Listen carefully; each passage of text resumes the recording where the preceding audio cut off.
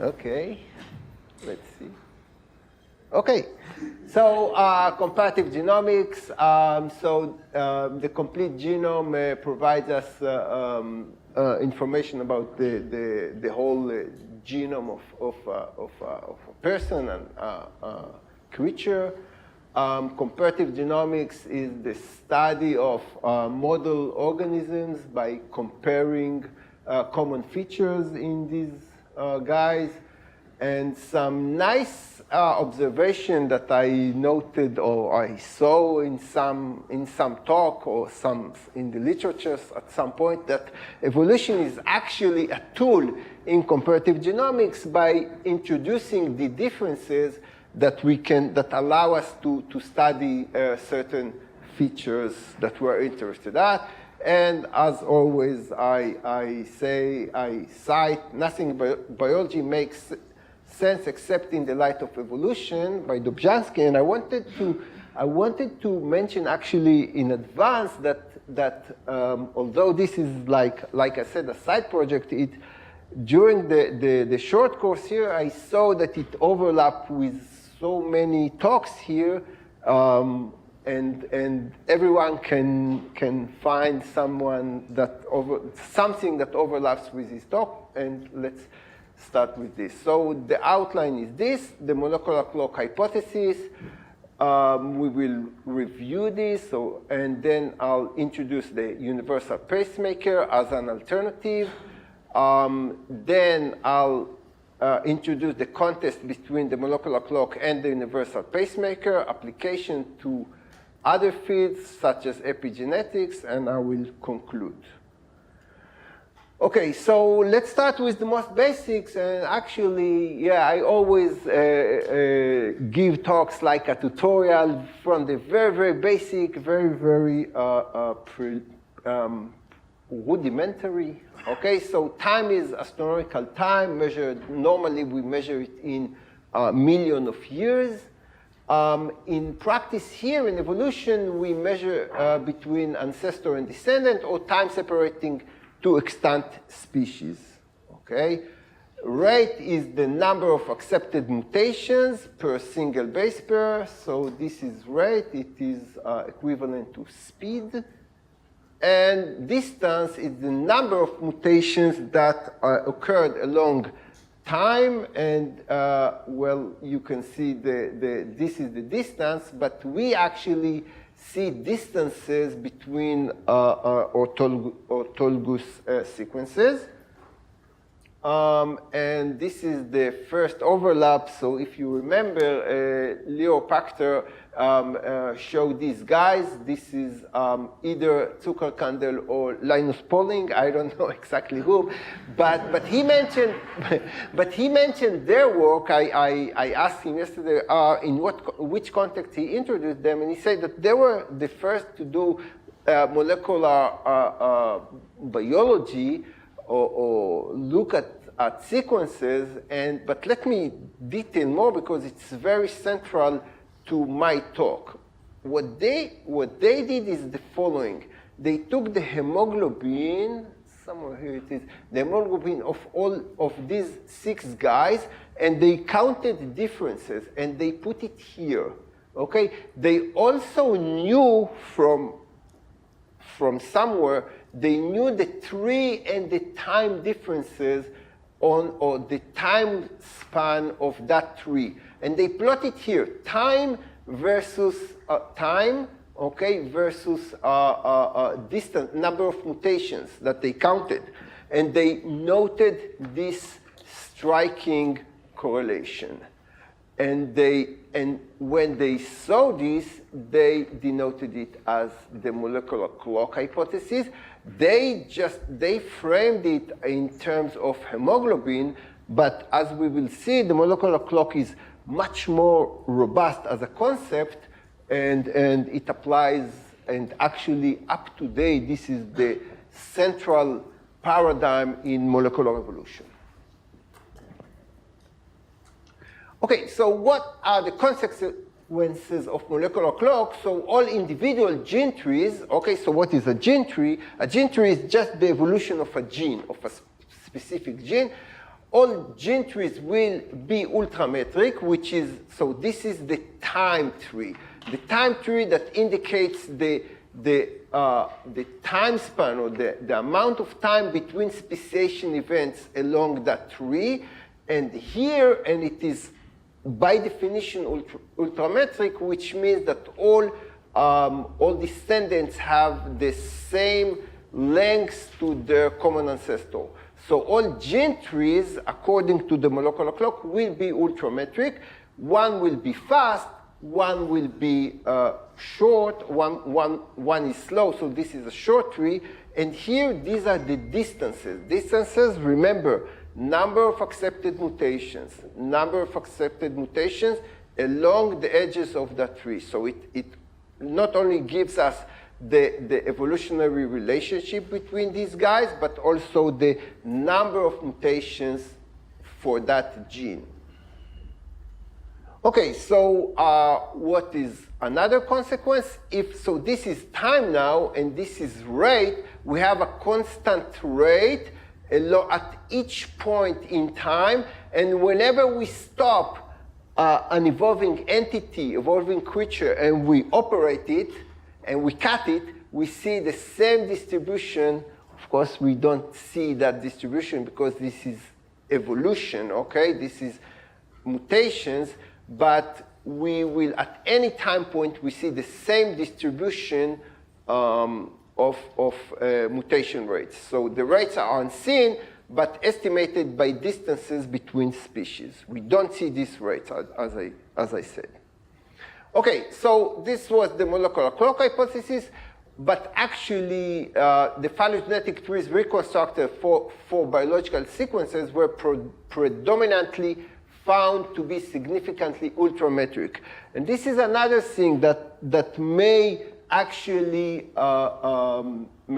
overlap with talks that were here. So we see here that this, by no means, this is an ultrametric tree. Okay, so this is the expected rate. This is what we would, or this is the constant rate. This is the ideal rate. This is what we would expect. But what we see is something like that, which is predominantly not ultrametric. Okay, so people like molecular biologists, they came, or sequence or evolutionists, came with this model that actually, in a way, it reminds me that or people that spoke on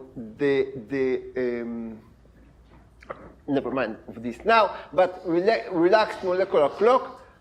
So molecular clock is over-dispersed, but variation in rate tend to be gene-specific, relatively smooth, and to average out over branches and genes.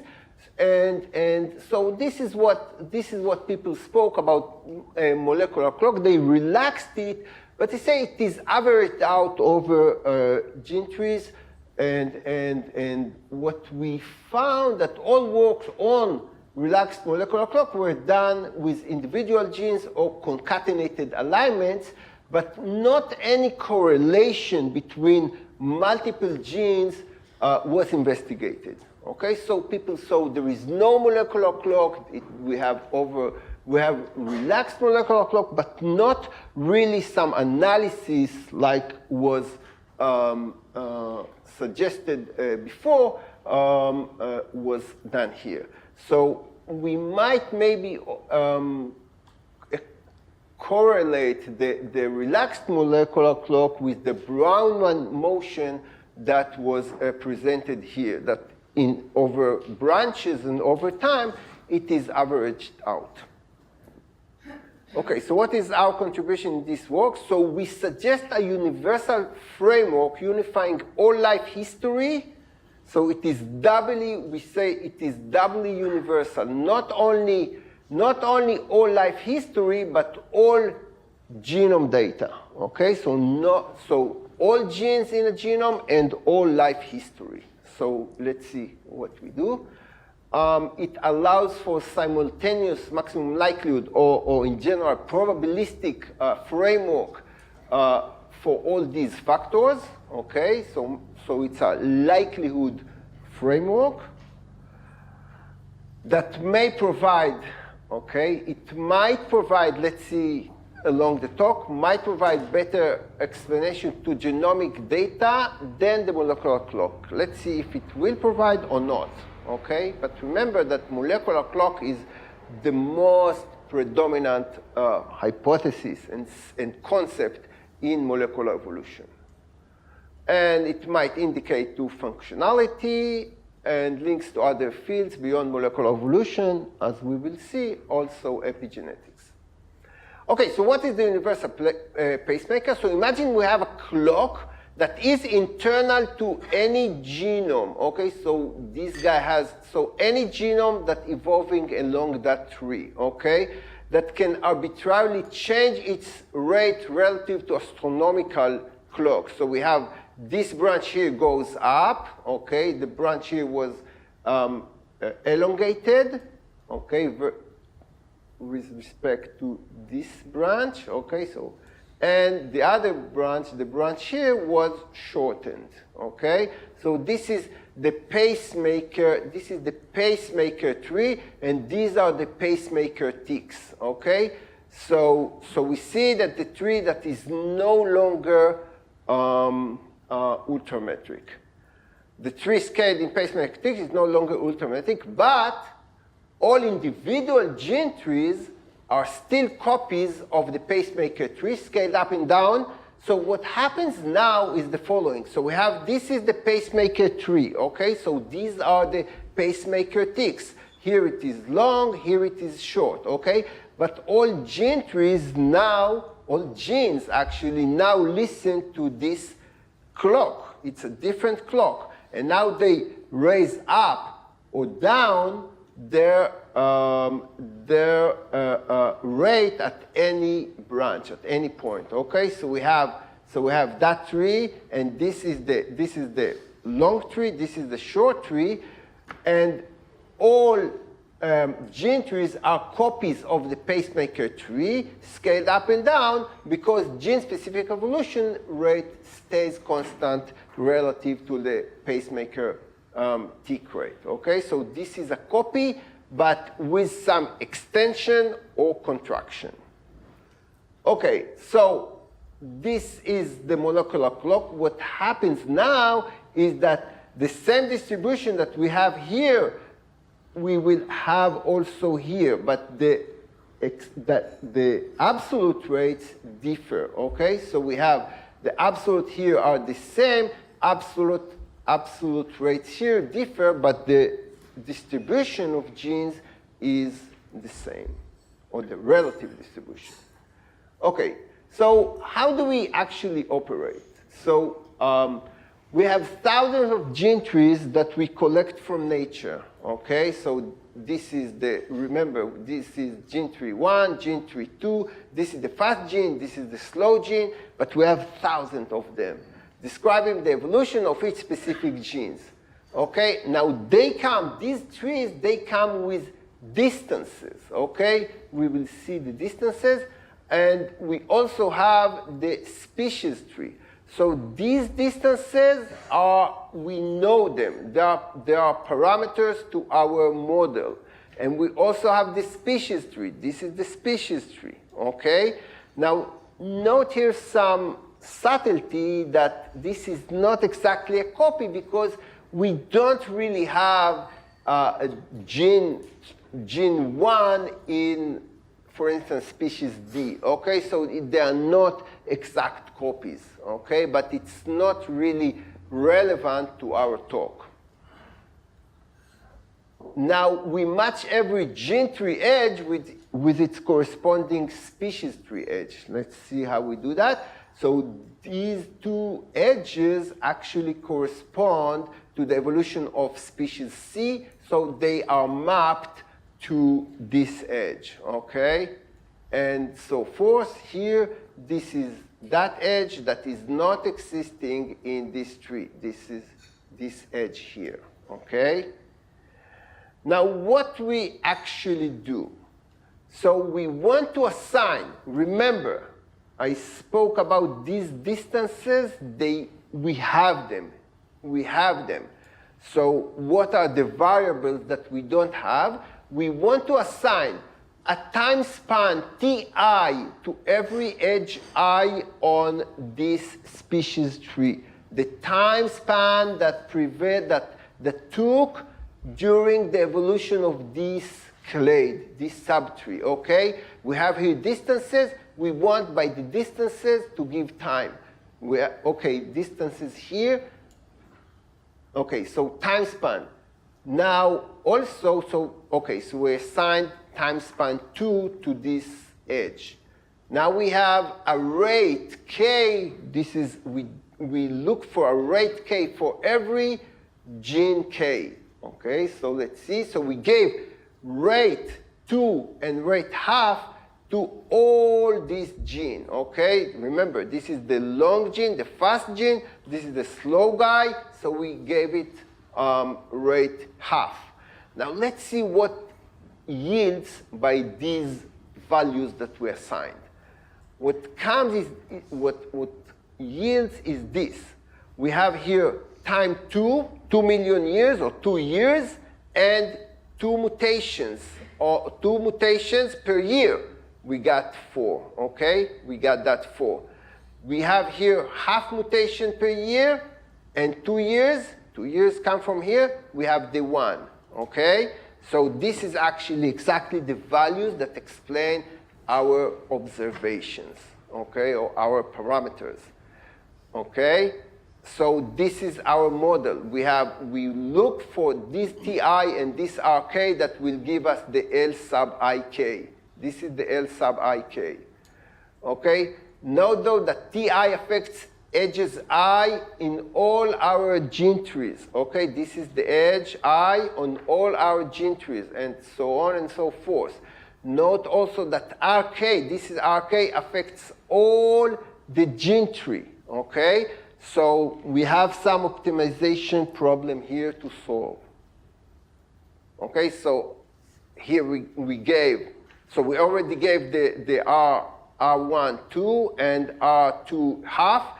So now we give the times 3 here, and we will get explanation to that edge. Okay, 2 times 3, 6. Half times 3, 1.5. This is given to us. We looked for these guys. Okay, now life is not a model. Of course, no one expected here that we will have such a perfect explanation. In real life, however, we will never find such nice values that immediately comes to our attention, like the times and rates before. And we will see, for instance, in one gene, age 5 and 8 or age 8 is half of age 5. But in the other gene, in the blue gene, they are the same, okay? So we actually, pictorially, we see something like that. This is age, this is that edge, this is the short edge, this is the longer edge, okay, here. But here they are the same. This violates immediately the pacemaker or the pacemaker hypothesis, let alone the molecular clock.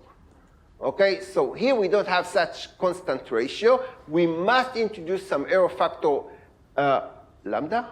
Yeah, lambda sub Ik, delta. Okay, representing the rate deviation of gene K at time I. Okay, so this is, it must be that delta is specific to the gene and to the edge. Okay, it's not for all the gene. Okay, because we will have different delta for every edge and gene. Okay, so now we set this formula. Okay, L sub Ik. Okay, the observed length is the time and the rate, but some extension or some deviation to that rate. We will see why rate. Hence, delta Ik, delta sub Ik fits the expected length. This is the expected length to the observed length. This is what we observed. This is what we actually expected to see. Once we set these guys, remember we look for them. Okay, so a bit of statistics. Actually, we will put the error in this format. Let me not, I'd be happy to speak with anyone and to hear some suggestions, but this is well established.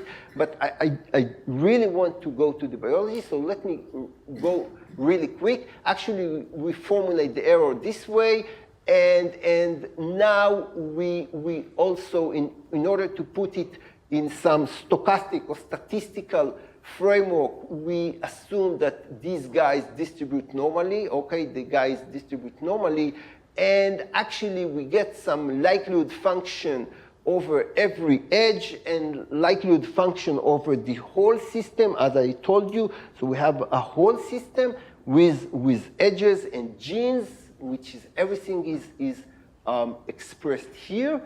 And so here are the genes, here are the edges of the tree, and everything in one likelihood function. Of course, since this is joint likelihood or joint probability, it is multiplication here. We take logs, and we get to, we take logs. We want to minimize these guys, and to minimize these guys, or actually we want to maximize the likelihood, and maximization the likelihood, it can be shown quite straightforward.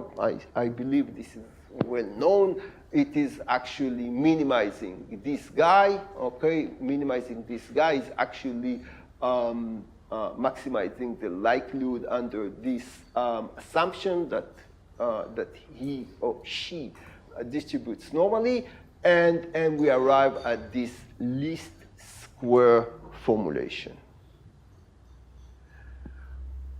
All this framework was very general. There was nothing here, molecular clock or pacemaker. It remains to restrict to either pacemaker or molecular clock. So let's see how we do that. Under the molecular clock, we only require that the species tree, okay, the species tree will be ultrametric. That these guys, okay, the gene tree will not be, the gene tree are not ultrametric, but we want that the times that we assign these TIs that you remember, they will form ultrametric tree, okay? Under the UPM, we have no constraint, just anything. And so we solve each model separately and compare. And it's quite straightforward to everyone who followed or everyone who works that this is a special case of the UPM. This is a special case of the UPM, and therefore the UPM will, by definition, will be better, more likely, higher probability than the molecular clock, by definition, okay? Because it simply can allow the molecular clock as a special case. So what we do, so simple observation shows that MC is always inferior to UPM. We need to penalize the UPM for this, and we use either a chi-k or the Bayesian information criterion for penalizing the extra parameter under the UPM. And this is the chi-k formulation. This is the BIC, Bayesian information criterion. Okay, that this will, as I said, by definition, this will be greater than 1, and therefore the log is positive. But this is negative, okay? And this is the extra parameter added by the UPM. And if we will have either delta chi-k or delta BIC, they are positive, it tells us that the UPM is superior to the molecular clock. So now that we formulated the contest, let's try to run the contest. So the first data set, I was at the NIH at that time, working with Kunin, and somehow, I don't know, we started with prokaryotes. Prokaryotes pose many difficulties on this very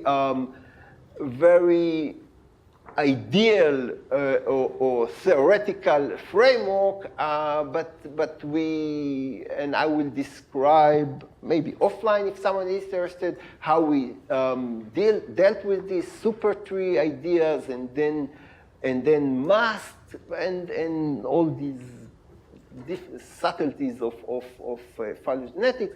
But what we analyze here is this number of gene trees, huge number of gene trees, over 100 species. We found the super tree and edge lengths to every such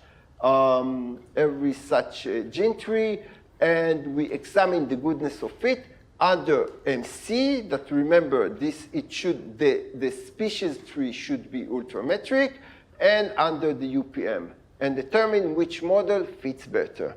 And I remember, this is some side story, I was already back at Israel running these programs on like 5 machines distributed and separately, and then after a month, one computer crashed. So, and another computer, and I don't remember, so let's get to the point that one computer finished. I remember I come one day to work, and one computer, I see the prompt, which means that the program either crashed or finished. And these are the trees. Okay, these are the trees. This is the MC tree. This is the Pacemaker tree. Because remember, what is this? These are the optimal edge lengths, and also these. These are the optimal edge lengths that we assign, that we look for, that will maximize the likelihood of all our framework. Yes, we also get rates to the genes, but so we get rates and edge lengths. And these are the edge lengths, optimal edge lengths, but under the MC, under the ultrametric constraint. Okay, these are the results. Let's go here. Okay, who won? Delta Akaike is positive and very big. And this is the likelihood ratio test. So it's very, very significant. Okay, so we won ultrametric. Okay, so not ultrametric. Pacemaker is more probable than the molecular clock. This is the BIC. This is the BIC result. So also in terms of BIC, we are superior to molecular clock. The improvement is important to see. This is the improvement. This is the relative improvement of any monomial in our formulation. Okay, so you divide not this. You divide the difference between these guys. This is the score of the R square. Okay, this is the score. You divide it by the number of monomials. I think this is the number of monomials. Okay, and you get very, very tiny advantage per relative per edge. Okay, very, very tiny advantage. We will see soon why. Let me rush over these guys because it is some further explanation. Let me rush over these guys. And so this is our second. Oh, I said I will remove the name after the talks here. I will remove the names of the journals, but okay, it will be. It skipped from this version. Okay, so this is a follow-up endeavor in order to cope with gene transfer and all that stuff in prokaryotes. I wish also to skip here. We got some nice results. This is the same framework, but without trees, rather to conserve the ranking of the genes. Okay, so we compared ranking of genes between two data sets, and we got substantial rank conservation, which means that even that the pacemaker is robust also without the difficulties of prokaryote evolution, but some disturbing immediate question arose after these two works that I just described. Is this faint superiority a noise or an artifact? And how pervasive is the UPM in other domains? Because I promised when I started that I will explain the whole history of life. And the history of life is not only prokaryotes. Okay, so essentially in eukaryotes and similar different patterns in other data sets. So we took Drosophila, okay, 6 species and 7,000 genes. And here we took 9 yeast species and 1,005 genes. And there were technical obstacles here that we had to cope with, but essentially we reduced the complexity of the run that is sort of fixed parameter not in all the number of genes, rather just in the number of, so it's exponential only in the number of species, which is big news and made possible all this run. And so this is a Drosophila. The improvement here of the pacemaker per edge is only 2%. Again, the confidence very high, but this is the improvement. This is the tree. You can see it's not ultrametric, but again, improving only 2%. This is the yeast. You see here the UPM tree is far from being ultrametric, and indeed the improvement here is 14%. And this is the Akaike. This is the relative likelihood or the likelihood ratio test. And let me even skip this. This is also, it overlaps with Or's talk about correlation. We expect actually not single pacemaker controlling the whole organism, rather some genes obey to one pacemaker, other to other pacemakers. But let me skip. This is mostly algorithmic work that actually preliminary results indicate only a single pacemaker, and there is more work to do here. But I want to conclude about evolution. So correlation between genes exists and is significant and non-negligible. So there is a correlation. It is not a Brownian motion. Genes evolve in correlation and over the whole species, okay, and over all history. UPM is better explanation to gene rate correlation than molecular clock.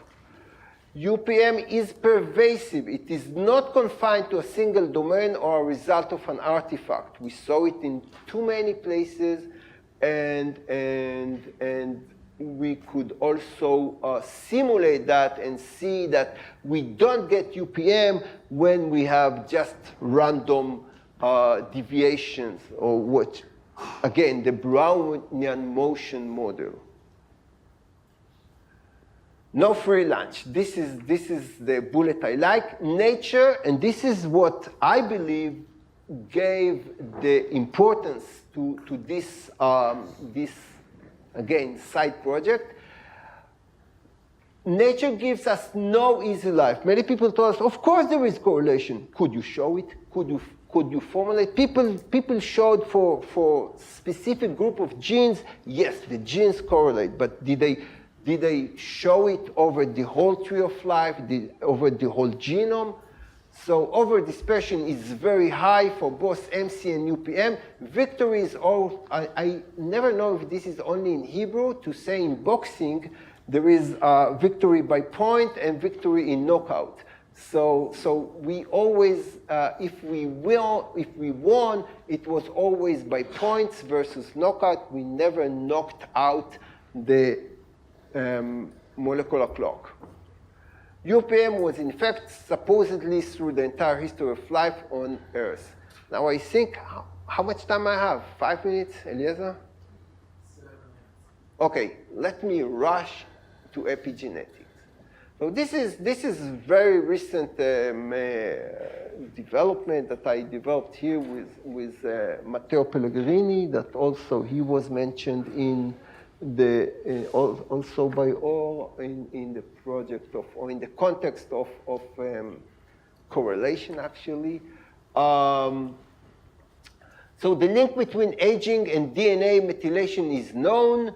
Methylation state at several CpG sites is measured to infer rate and age, okay? And the motivation is this, to apply the UPM framework in order to identify either trends in the whole population regarding aging and individual aging as deviation from the population trend. So we can, by applying the UPM framework, we can either identify a general global trend in population and also see if people deviate specifically or individually from the population. Okay, so what is the underlying model? We model a set of methylation sites. The state of a methylation site at an individual represents the percentage of sites in the body undergoing methylation. So we have for every person, we have for this site, for a specific site, what is the state of methylation. We don't see a rate here. We see a state, and we know also the age of a person. Every site has an initial state that we don't know, okay? The state of the site upon birth, okay? So what we see is just when we are given a person or an individual, we see the state of each site and site. And each site also started from some initial state that we don't know.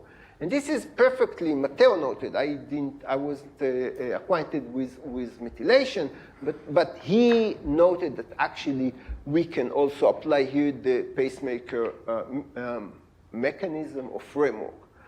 So we also associate we associate with a site an instantaneous rate. So this is exactly the rate that when you start to methylate, okay, from birth, you get to the state you got now, okay? And actually, this was Steve Horvath from here, was actually is a pioneer, I think, in this field, that he actually delineated these rates of each site and site. Okay, so why UPM and aging? So in aging, the assumption is that when the individual ages, the whole body is affected. So yes, a site has an intrinsic rate, but if you age, well, if you age slowly, okay? I wish all of you to age slowly. So if you age slowly, so that affects all your sites. And if I am aging fast, all my sites are methylated faster, okay? And yet, every site and site of all of us, I'm the fast aging and you are the slow aging, yet our sites, each specific site has an intrinsic same rate, okay? So this is exactly the framework of the UPM. Let's now rush. So So intrinsic implies across all individuals, as I just said. Aging, again, these two competing forces, constant intrinsic rate and individual state, okay? And first appealing question, MC or UPM? The MC setting, so again we have, let's go over the formulation. So this is the state of individual, SI is the site I at individual J. Site I at individual J, so we get a matrix S, okay, for sites I at individuals J. Okay, and we look for these guys. And also we know the age of individual, we know it. So what we look is the starting state for that site and the rate of that site, okay? So this is the MC setting. We have this is the input, and this is the age of this guy, and that should, this is exactly the error, okay? This is the error from the ideal state. Under MC, Sij and Tj are given, like I said, so we need only to find the optimal Si0 and Ri, okay? And I wouldn't detail on this, but this can be found, by a closed form solution, because this is simple linear regression. Under the UPM, we don't have, we do have this, but we allow rate to change, and actually the rate change is absorbed by the age of the guy. So we say, okay, if all sites accelerated, we absorb it by higher age of this guy. So we actually ignore it, and we also ignore that input, and we try to optimize also this. And this is now not linear, and we should seek for some optimization here. The epigenetic age signifies how much an individual ages with respect to his chronological age. So this will be the epigenetic age. So the age that will optimize all this expression, okay, all this expression is what we call the epigenetic age. So let's skip the simulations and conclude with real data. So real data, so this is now under review. So all what I explained up to now was in the concept paper that appeared last year. And now we have some further results under review, which is application to human blood tissue. These are the data sets. These are kids. This is kids. And this should be, we don't have here, but these are months. These are months, and the kids are until age of 18 or 20. And this is by months. And we see it is far from being linear. It is far from being linear. Here, these are adults, okay? Here the kids are until age of 16, but the adults, what we found, again, this is unpublished yet, that also here, although under the Horvath model, this is linear with age, okay? The epigenetic age is linear with age. We show some trend here that it is again non-linear, not as conspicuous like here, but this is very faintly non-linear, still decreasing with age. Okay, so our preliminary results here support the gross distinction made by Horvath of logarithmic growth in young and near linear in adults. But as I said, we also observe some decreasing rate here. And of course, the UPM is significantly superior to the molecular clock, okay, both here and here, of course, but also here, which means that people do have what is called the biological age. There is a biological age that explains better the every point and point here. Okay, so there is some deviation for every specific person. Conclusion in epigenetics, so a first-time evolutionary perspective to epigenetic aging. Okay, so this is framework borrowed from evolution into epigenetic. As far as I know, or we know, Matteo and I, this was not used before. A model capable of deciding whether linear correlation to non-linear correlation. Analysis of blood data set, enforce and extend existing prevailing observations. Let me jump here. We feel this is the tip of the iceberg. Also in evolution, people can take it to correlation between genes and many other things. So all this was started with these guys, Eugene Koonin and Yuri Wolf from the NIH. Then with Matteo, we did the epigenetic, and this picture is always in the acknowledgement. So that's it. I don't know why. Okay, support, NIH, BSF. Thank you.